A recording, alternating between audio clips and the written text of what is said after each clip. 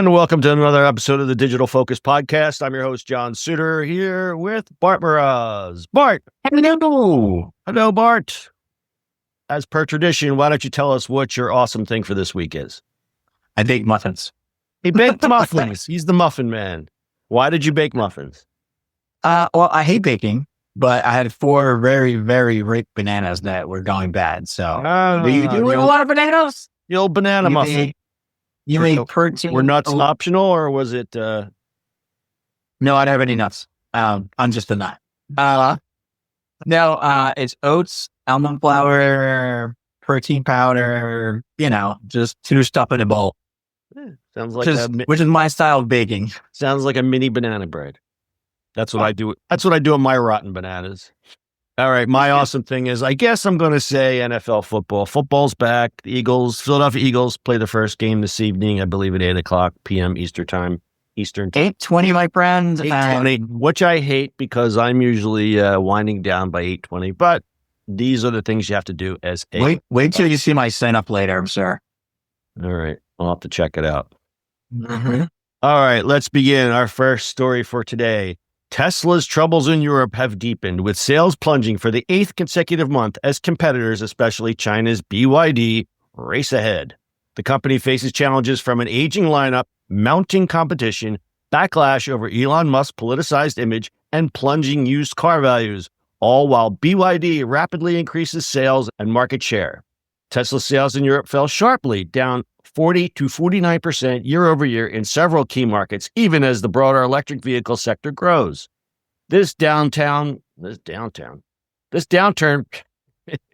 downturn persists despite new Model Y deliveries and aggressive price cuts. Analysts point to an outdated product lineup and increased competition, especially from established brands launching fresh electric vehicles.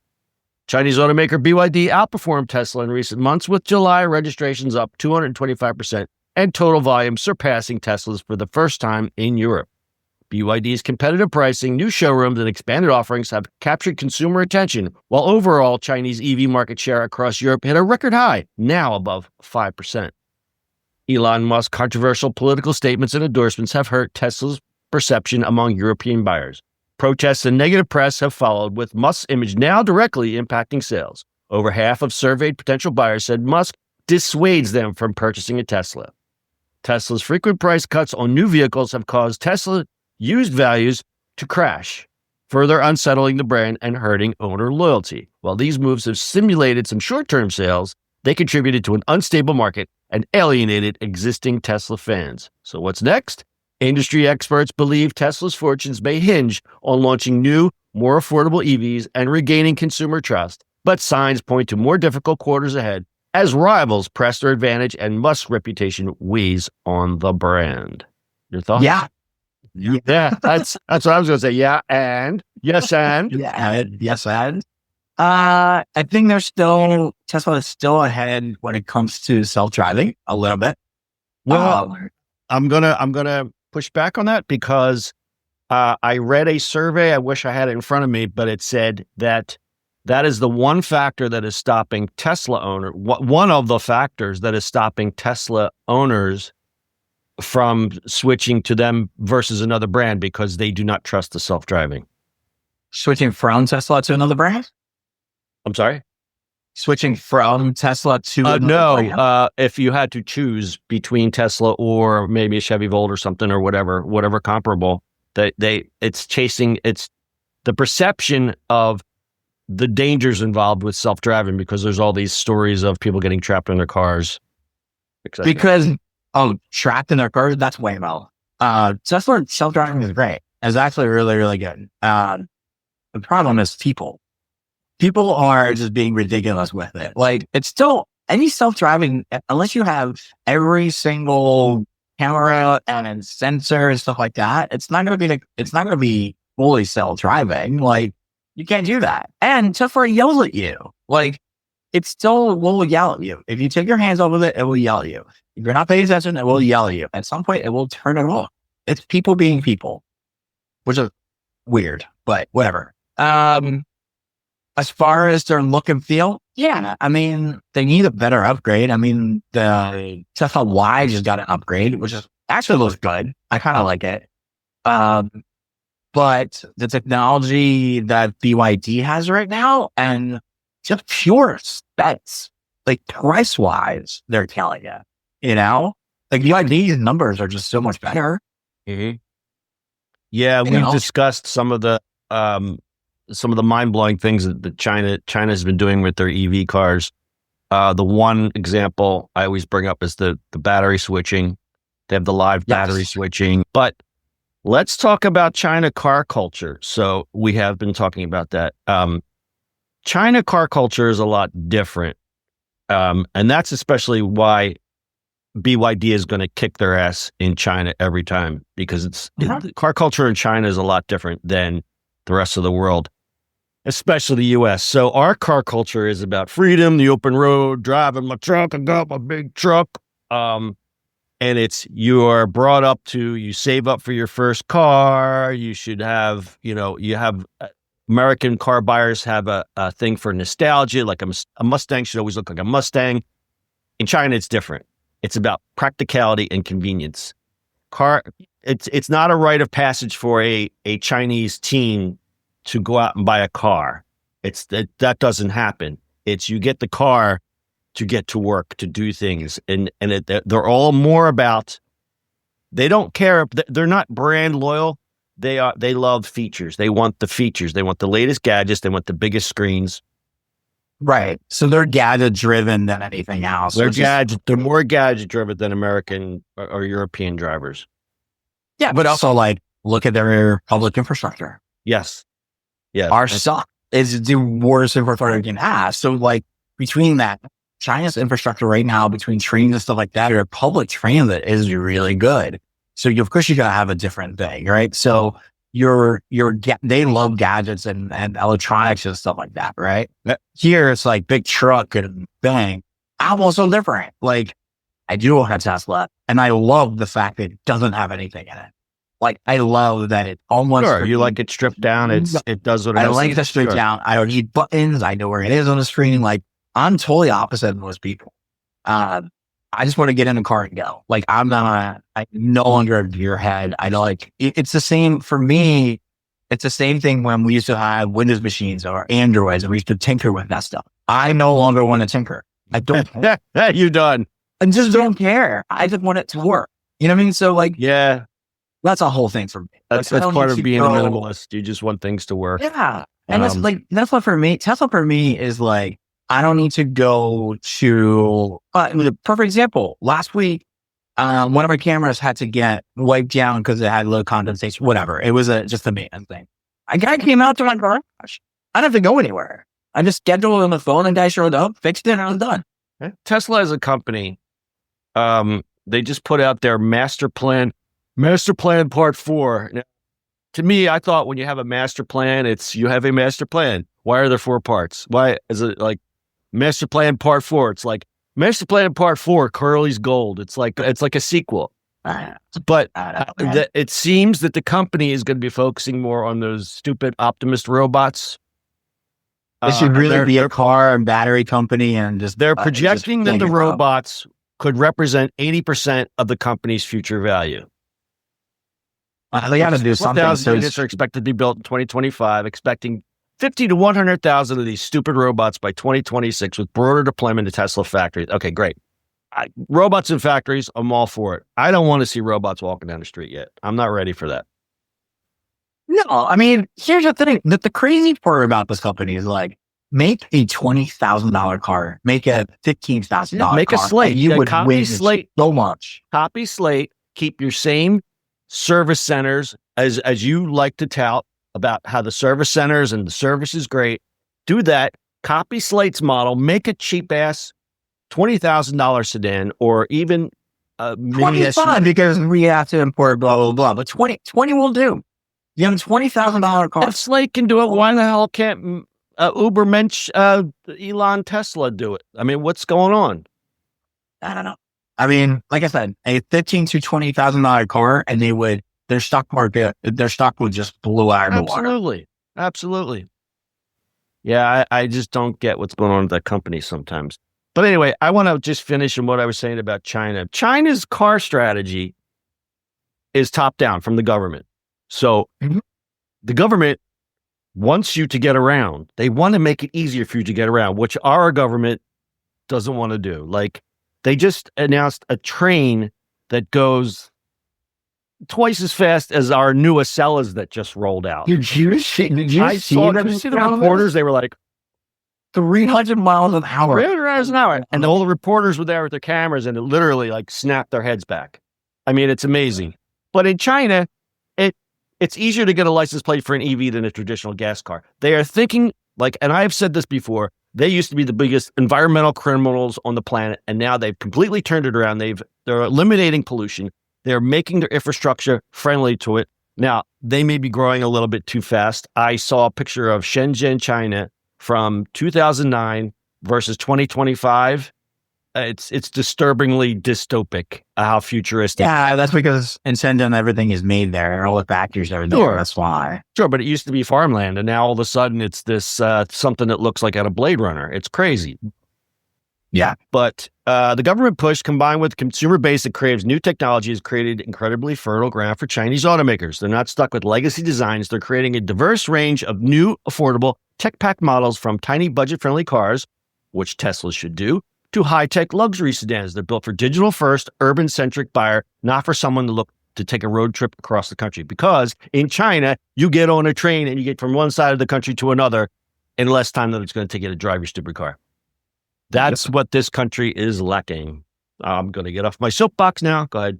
Final thoughts. That's it. I mean, we need better public infrastructure. Yeah, I'm sorry. I'm a little animated about this, but this is something that, has been bugging me for a long time. I don't see it being solved anytime soon either, which is the even more depressing part. Correct. All right, let's move on to the next happy story.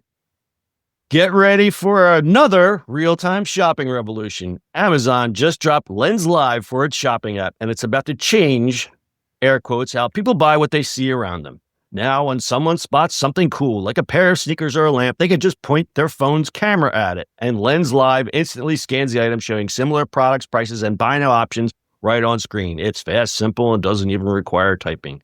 Here's where it gets smart. Amazon's AI assistant, Rufus, which is the weirdest name ever, jumps in to summarize product details and answer common questions directly in the camera view, so shoppers can quickly compare items, check reviews, and find deals before buying, all within seconds. For now, the feature is rolling out to millions of iOS users in the US, with more expansion coming soon. Lens Live isn't just about shopping. It's about connecting the real world with online convenience, making discovery a potential purchase.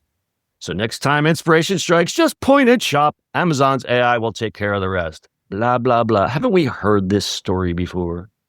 I don't know. We wrote about it. We wrote about it about 2007, 2017? I don't even remember. Okay, so this is Amazon trying once again. I mean, you have Google Lens, and you've got other companies that have tried to do this. Like, you could go into Pinterest and do this. Samsung's Bixby Vision has this built in. I don't know. We've already seen Instagram, Facebook, and TikTok live shopping, which is different. The live shopping meaning someone is selling something, but this live, like, I point at this mug and I get a price for it. I think there's some utility in that, but it's nothing new. I mean, this is not a new thing. Nothing new. I'm using to sell on Facebook Marketplace and eBay. I'm using Hero, it's been doing it. It's actually really, really good. It actually works really, really well for research. No, for selling. So for selling, but does it research the prices for you? Oh yeah, it goes here's the price. Here's the numbers. Does it give you comps of sold items?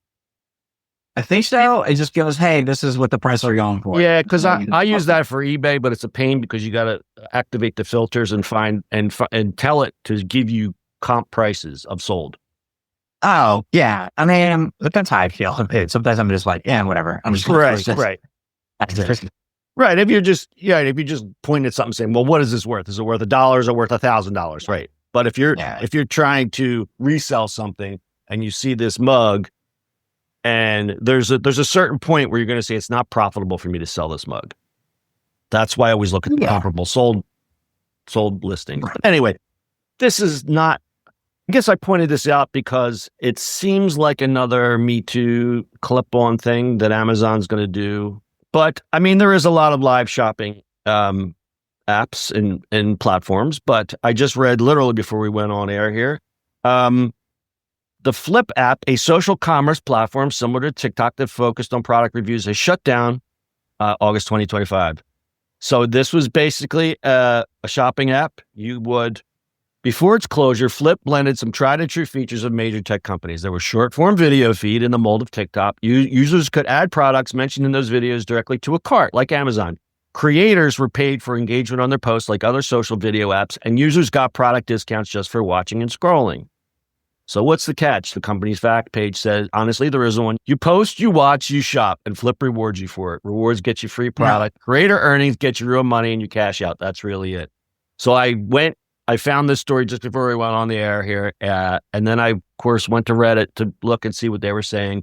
A lot of creators are going, I have a couple $100 sitting in there. What am I supposed to do? The app shut down, and now there's just a landing page on Flip. So basically, the people who read the fine print said, well, you have to email them and hopefully you'll get your money back. But yeah, another app shut down, Flip. I never even heard of it. When I saw Flip, I thought it was the Flip cameras. Remember the Flip cameras from 2007? Oh, it's nice. Yeah. Well, that was the good old days. You know what? I wish I still had my camera, because I know that there was a lot of footage of my kid on there. And I was trying to get my kid into vlogging in 2007.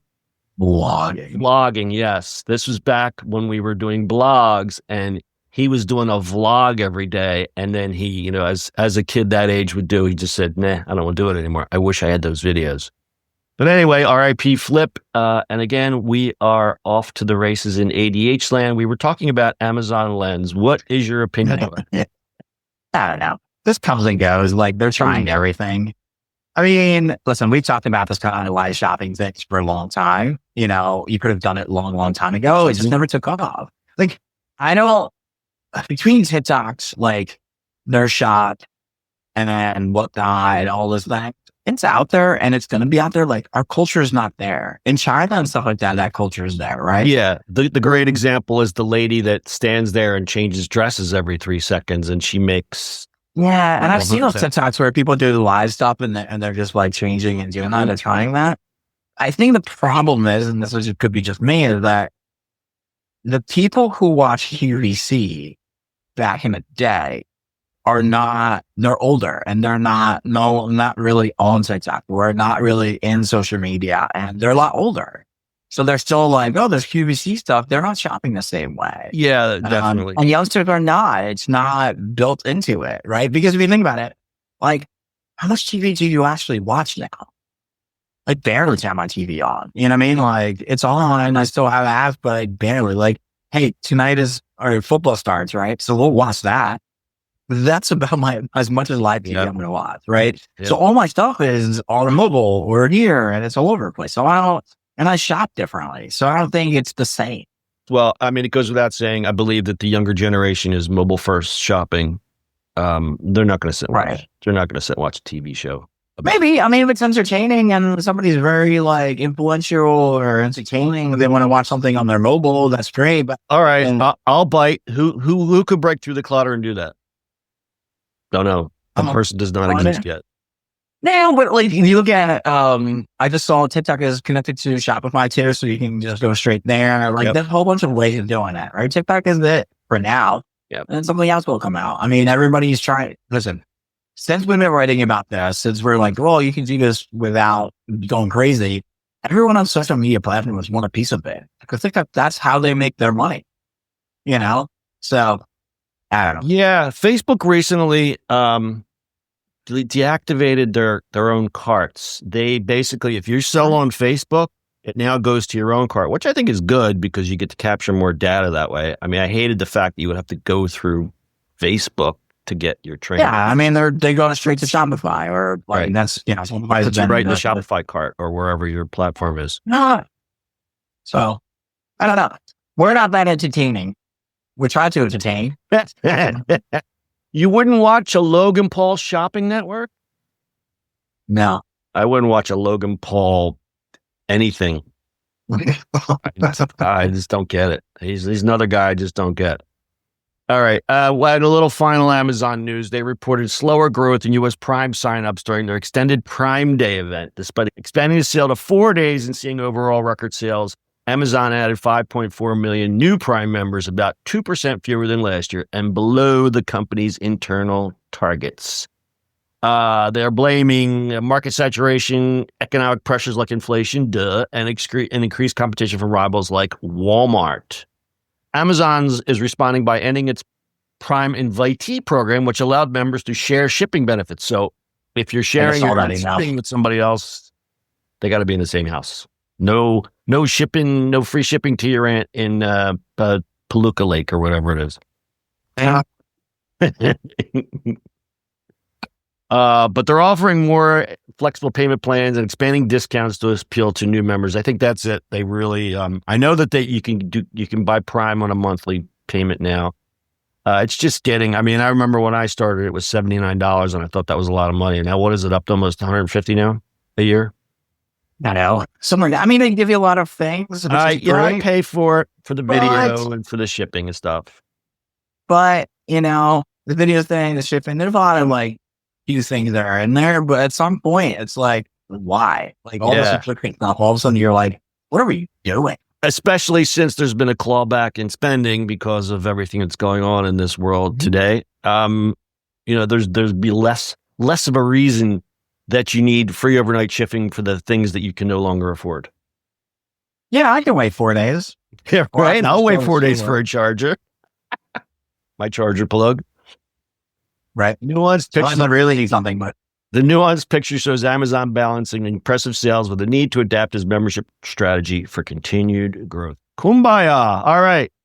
Final story of the day. Jaguar Land Rover was hit by a major cyber attack at the end of August 2025, forcing the legendary UK automaker to shut down its factories and vital systems just as new car registration season began. A massive deal for the auto industry. The breach disrupted manufacturing, sales, and service operations worldwide, leaving production lines and dealerships scrambling, though the company said there's no evidence that customer data was stolen. This isn't an isolated event. It's part of a broader wave targeting big names across the UK and global industries, with hackers focusing more and more on critical supply chains and manufacturing systems. The company's quick response limited the damage, but the recovery is ongoing, and it's a big reminder of how vulnerable even the most established brands are in the digital era. Here's why this matters. First, this attack shows how the digital hack can have a very real physical impact. In modern manufacturing, the computers that run the front office are now deeply connected to the systems that run the factory floor. So when hackers got into Jaguar Land Rover's IT, they basically turned off the production line. This shows that every company, from a car maker to a clothing retailer, has to treat cybersecurity not as an IT issue, but as a core business risk. Secondarily, it's not about the supply chain. The attack just didn't hurt JLR. It sent shockwaves through its network of suppliers and even its retail partners because dealerships couldn't deliver cars. The lesson here is clear. You are only stronger as your weakest link, and that often means the security of your partners and vendors. And third, and very importantly, hackers are changing their game. They're not just looking to steal customer data anymore. They're looking to cause chaos and bring a company to a standstill to force a ransom payment. By hitting JLR at its key sales period, the attackers were trying to maximize the plan and the pressure. And finally, the attack appears to have used some old, stolen login details that were still active. I can see Bart's head spinning over there. This is a huge reminder for every company to clean out all accounts, use multi-factor authentication, and take every single phishing email seriously. The bottom line is that cybersecurity is no longer just about protecting data. It's protecting the very ability of a company to operate. It's a risk that's now on their balance sheet. Yeah. All right, my cybersecurity expert. What do you say? We're running on 31 minutes, so we got to wrap it up. I don't know. Don't make your password. Password 123 is no good anymore? Even text message, two-factor authentication is actually not great because people can jump into it. There's a lot more to it. Be a lot more conscious about your cybersecurity. This is going to happen more and more, considering the systems are getting built more and more, and there's AI built in on everything. It's going to happen. I don't know what the solution is, but all I know is it gets, as me as just a regular old guy, consumer trying to log into sites every day, it gets harder and harder. Some want to verify via text message and an email with a code. I don't know what the solution is. Most secure right now, I mean, is a long password that you have in a password type of manager that you have actually do that. So Mac has password built in, 1Password, any one of those ones. They still can get hacked, but it's a little more harder to do. So there's that. Your text messaging code, that can be hacked. Your email code can be hacked. So like, you're trying a whole bunch of ways right now for the moment. The most secure is your password stuff. I mean, your password, like, your authenticator. And is that in biometrics, correct? I did. Because if you think about it with AI, the biometrics is going to be interesting all of a sudden. Right? Because you copy, like, your face stuff is a little interesting. You can actually do it. People are hacking at it. Your fingerprinting, that's a different story. That's really harder to do. But you're going to have increased moments, especially when you like, listen, building new systems from old systems are not really hackable. They're not connected to anything, and they're harder to hack because they're like old. you know, right. New stuff is all connected to internet no matter what. So it just goes. Is that why our airline system is run on a floppy disks from the 80s? A good old AS400 system? Yeah. Mostly. On mainframes? Yeah, because they're harder to hack. Because they're just not out there, They still do it, but most of those things are file in, file out. They never go down. They're still there. So people don't want to play with that. People still hack them, but you have to get it's a different thing than that. In reality, most of these systems are pretty secure. Unfortunately, people exist. Yeah. And people are going to do people things. When you have your password on a Post-it note or whatever, or your password is password or your dog's name, people still do it. And then they get mad that, IT departments require changes in your password have to be very long and you can't use the same password and you have to change it every single month. And they get all mad. It's like, no, that's actual security. I'll close this with a vision of a meme. There's a meme going around of a cat driving a car. It says, "This is me driving in at 7 a.m. on a Saturday because Carol in accounting decided to click on that phishing email." Right. And that's happening all the time, right? IT department changes it or they got better. I just heard somebody got their, it looked like an actual company email and it was phishing. Yeah. But it looked exactly like the company email. Yeah. And they are getting harder to detect. I thought I was pretty good at it, but there's some I'm kind of giving it like the stink eye. I'm like, is it real? I just don't even click on links anymore in emails. I go select all, archive. If they want to get me, they'll find me. The thing is, there's a whole breach of our social security numbers getting stolen and people calling with that social security number so that you can repeat it so they record your voice so they can go hack on that thing. Don't never repeat your social security number when someone asks you, "Hey, your social security number is blah, blah, blah, blah. Can you repeat it?" Never do that. Yeah, we have to do it. We've got to do a story on the voice cloning too. Yep. This is your grandson. I need money. That's a senior scam. That's going to be all the scam. We'll leave that for next week. Yeah, we'll leave that for another time. All right. That's it for this week. We hope you learned something, but if not, you wasted some time. We'll be back not next week with more questionable advice and unsolicited opinions. We are off next week because we are both traveling. Is that correct, Bart? Yes. Yes. Okay. If you enjoyed this episode, please rate, review, and subscribe. I will be posting some stuff on the YouTube channel, some shorts that I have and Googling around in my brain. So look out for that. And as I said, if you prefer the video experience, check out the YouTube channel. We've seemed to have a lot of viewers on there, which is great. Thank you. And lastly, check us out on the socials. We're not on Bluesky. We're on Twitter, on Facebook, and I'm still working on that TikTok channel. I swear I am.